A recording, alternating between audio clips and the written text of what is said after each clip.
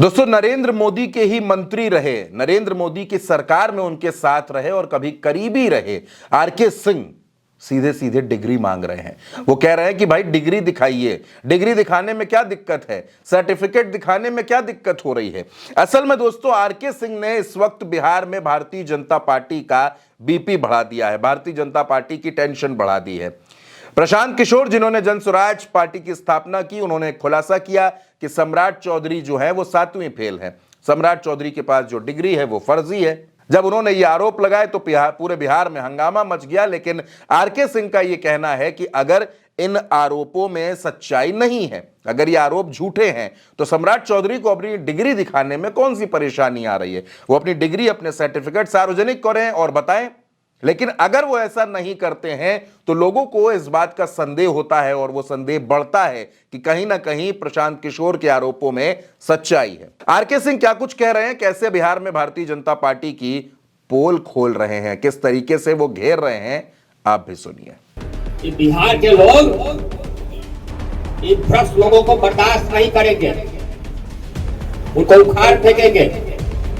भ्रष्ट लोग क्या है, चरित्रहीन लोग क्या है, जो सब देखते हैं नेतावान सबको, वो सब धरती पर बोझ है, धरती पर बोझ है।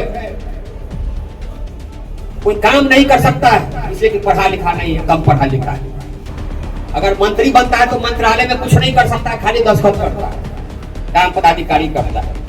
वो बनता है नेता पैसा बनाने के लिए, कमीशन खाने के लिए, अपने निधि में कमीशन, कंट्रैक्ट में कमीशन, रोड बने टूट जाए, आप लोग सब इसको बर्दाश्त कर, मीडिया वाले भी बर्दाश्त करते हैं, आपके सामने हाँ हाँ हाँ यही करते हैं। शर्म आना चाहिए भैया। हाँ हाँ लोग आप बहुत महान बानी, अरे शर्म करिए भैया, आपका खून चूस रहा है।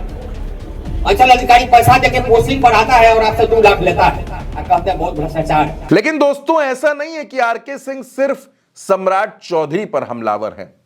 मंगल पांडे, दिलीप जायसवाल, अशोक चौधरी, हर किसी पर आरके सिंह हमला बोल रहे हैं, निशाना साध रहे हैं और वो प्रशांत किशोर के आरोपों को आधार बना रहे हैं। उनका कहना है कि प्रशांत किशोर जो आरोप लगा रहे हैं, उन आरोपों की सत्यता सामने आनी चाहिए। अगर आपने कोई गलती नहीं की है तो आपको इन आरोपों से घबराने की जरूरत नहीं है। लेकिन मैं जानता हूं कि इन सब ने कुछ ना कुछ तो ऐसा कर रखा होगा जिसकी वजह से ये चुप हैं।